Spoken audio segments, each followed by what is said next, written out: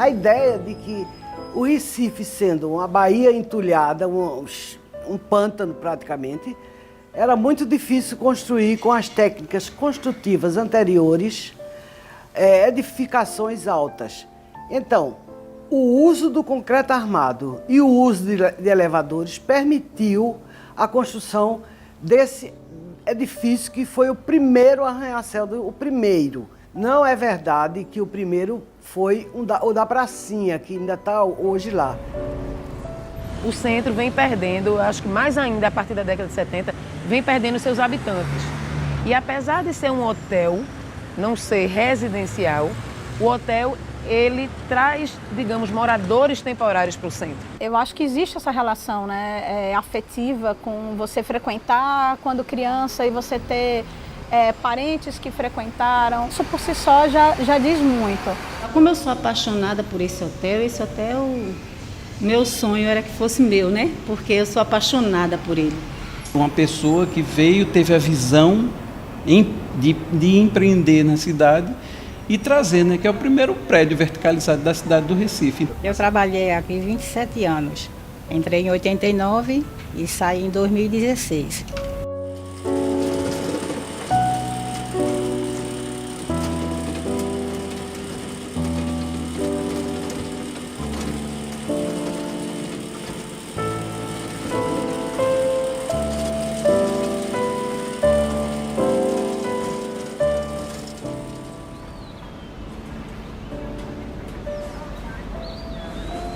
Foi a primeira administração na época, quando eu entrei. Que trabalhei no restaurante, depois essa administração saiu, aí veio outra administração. Aí trabalhei para ele 10 anos. Aí depois dessa administração, ainda passei por a recepção, trabalhei quase 3 anos. Aí foi quando o seu Reginaldo, Dona Cátia e Dona Marília assumiu o hotel. Eles não quiseram mais alugar, aí eles assumiram. Minha bisavó morava aqui na outra rua, então desde criança que eu passo por aqui. E ele é uma referência para muita gente, né? Uma referência até visual. É o Prédio Rosa, o Hotel Rosa. Embora pouca gente conhecesse ele por dentro, mas ele sempre foi uma referência.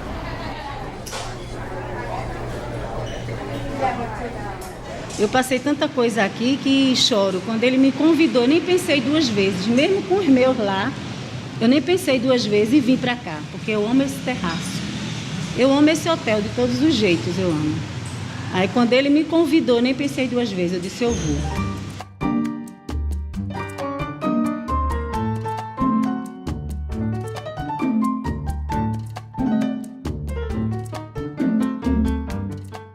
Foi um luxo para a sociedade recifense, porque tinha água encanada, água quente e fria, telefone em todos os quartos, serviço ele mandou buscar o maître e os garçons no Rio de Janeiro, e o hotel transformou-se no ponto de encontros de luxo, lua de mel, personalidades e um tal de chá dançante no último andar, né?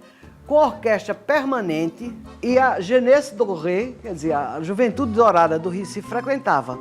E era meio escandaloso porque estava na moda a introdução do Charles, do Fox, de outras músicas assim, que o pessoal dançava muito à vontade. Os jornalistas metiam o pau, que a moral estava entrando em falência e tal. Mas eis que eles não sabem como é que nós ficamos depois. Mas a imprensa toda metia o pau pela, aspas, libertinagem das danças, né? Ele tem esse objetivo, desde o início, de se destacar, de ser um ícone. Não é por acaso, né, que na época havia essa intenção de ser o mais alto do Nordeste, ou do Norte e Nordeste do Brasil, que também é típico, não só das novas tecnologias construtivas da época, mas isso é muito típico, e até hoje isso acontece, de edificações que se pretendem icônicas. E aí, mais particularmente, edificações como hotéis, como centros culturais. Ele é importante aqui no Recife, porque quando as firmas mandam funcionário para vir trabalhar aqui, que período de 15 dias, 20 dias, eles não botam para Boa Viagem. Porque até que fica muito assim, para vir para a cidade, o serviço é aqui no centro, para táxi fica muito caro, a diária fica caro para a firma que está mandando. Aí bota no hotel aqui em Recife, aqui no centro, porque fica mais perto. Na época que o prédio começou a ficar pronto, algumas pessoas venderam suas casas e se mudaram, porque elas estavam com medo que o prédio caísse em cima da casa delas. Então teve uma debandada daqui de moradores da rua com medo do prédio cair. Né? Então vejam que isso era muito inovador para a época e muito pioneiro. Eu ouvi uma frase dessa assim, que eu acho muito interessante, que a gente só ama aquilo que conhece. Né? E eu posso dizer que eu passei a amar esse prédio, né, esse imóvel, pelo conhecimento que eu obtive através da pesquisa histórica. Entre as personalidades que se hospedaram no hotel, documentadamente tem Luiz del Fuego e Grande Otelo. Disse, eu não consegui documentação, que Carmen Miranda, que estava então no auge na década de 30, se hospedou lá também. Getúlio Vargas se hospedou lá, quando esteve em Pernambuco. E Orson Welles também, quando veio fazer o filme sobre o Jangadeiro aqui. Saber que aqui, nesse prédio, veio pessoas ilustres como Getúlio Vargas, Carmen Miranda, né, Otelo, a tripulação do Zeppelin, né? Isso é fantástico para mim, assim. E isso está preservado hoje nas paredes, né? Na sua história.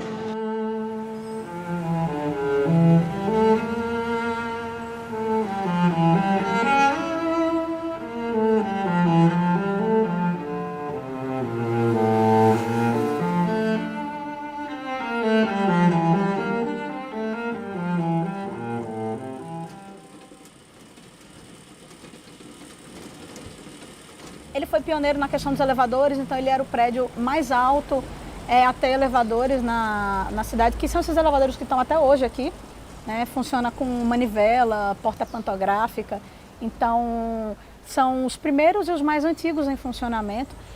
Ele foi também pioneiro no uso do concreto armado, né? Então, para a gente como arquiteto, né, na área de engenharia também, a gente sabe que o concreto armado ele abriu um leque de possibilidades construtivas que só possíveis com essa tecnologia. Nesse sentido, a gente pode observar uma coisa que é muito interessante. O peitoril dele, ele termina acima do nível dos olhos, que é uma média de 1,5 m, 1,60 m. Mas nem por isso ele é hostil à escala humana. A gente observa as pessoas passando ao lado do peitoril e a gente percebe que, ao mesmo tempo que as pessoas têm um contato visual com o interior, esse contato ele não invade a privacidade de quem está dentro, comendo, conversando, né, tendo uma reunião.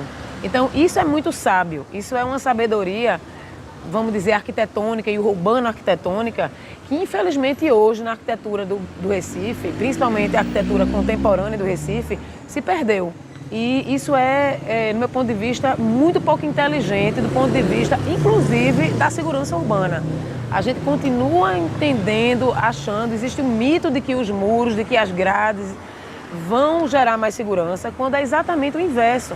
É esse contato visual entre um terraço e a calçada, entre a recepção do hotel e a calçada, que torna muito mais atraente.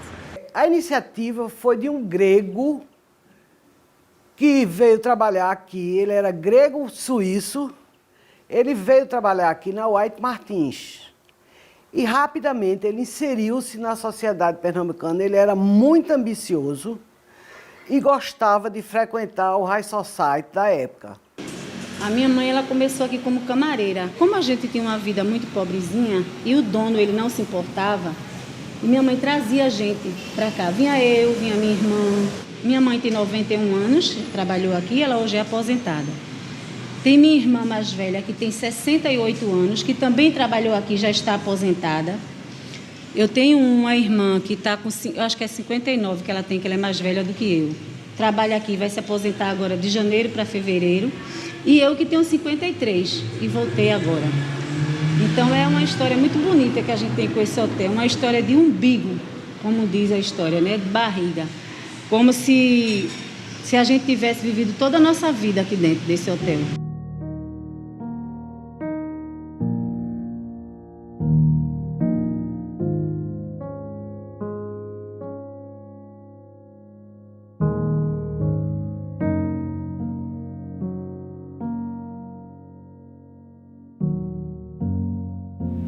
Um certo dia eu conheci seu Reginaldo, que é o dono, o administrador e dono do hotel, né?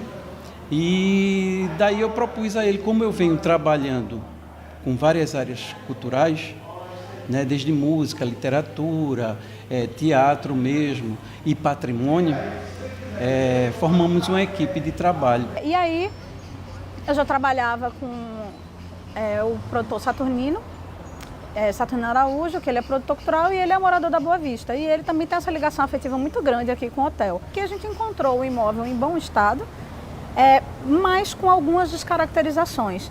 Ele sendo semi-tombado, ele já tinha todas as prerrogativas dentro de um prédio tombado. E com isso a gente pode colocar no Funcultura, que é um fundo de incentivo à cultura do estado de Pernambuco. E com isso a gente colocou o levantamento técnico, primeiro do hotel, né? E em seguida a aprovação do levantamento técnico, já teve o reconhecimento das plantas, já foram todas aceitas e tudo mais, a gente colocou para fazer o restauro. A gente fez uma prospecção pictórica, que ela pode ser vista aqui na fachada, que é uma raspagem das camadas de tinta. E nós encontramos 8 camadas de tinta de repinturas ao longo dos anos. Além disso, a gente tem também a parte de iconografia. A gente tem fotografias, a fotografia mais antiga dele é de 1932, eu acho, início da década de 30, só que são fotografias em preto e branco. Então a gente não tem a cor exata em fotografia, mas a gente consegue perceber algumas nuances. Por exemplo, pelas fotografias a gente via que as janelas eram mais escuras que as paredes. E quando a gente chegou aqui em 2013, que a gente começou o trabalho, era o contrário, as janelas eram brancas e as paredes eram rosa. O hábito da preservação, isso também não é passado, né? Não é ensinado, né? Nas escolas, né?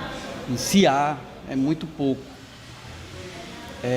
Quando a gente passa para esse lado, eu fico preocupado realmente, assim, porque a própria história conta, né? Não precisa nem eu citar para você nada, mas a própria história, se você for na história da cidade, para cá você vê, né? Como foi derrubado tantos prédios, tantas coisas, se passaram tantas avenidas.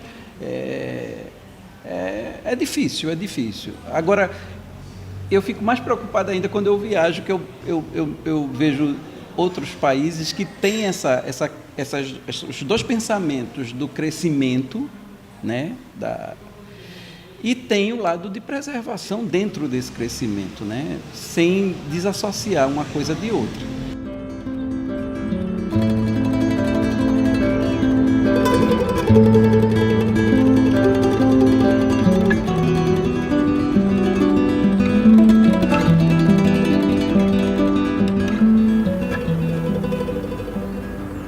Seu Reginaldo, uma pessoa dessa idade, luta tanto por isso aqui, luta tanto, porque ele luta muito por isso aqui. É de cortar o coração, de eu pensar que um dia isso aqui vai desaparecer de Recife. Vai desaparecer, porque isso aqui, por aqui passaram-se muitas famílias, né? Muitas e muitas famílias. Além da história, a história artística de quem passou aqui, dos famosos, tem a história de quem trabalhava pelos bastidores. Nos bastidores, para fazer isso aqui se manter vivo, né?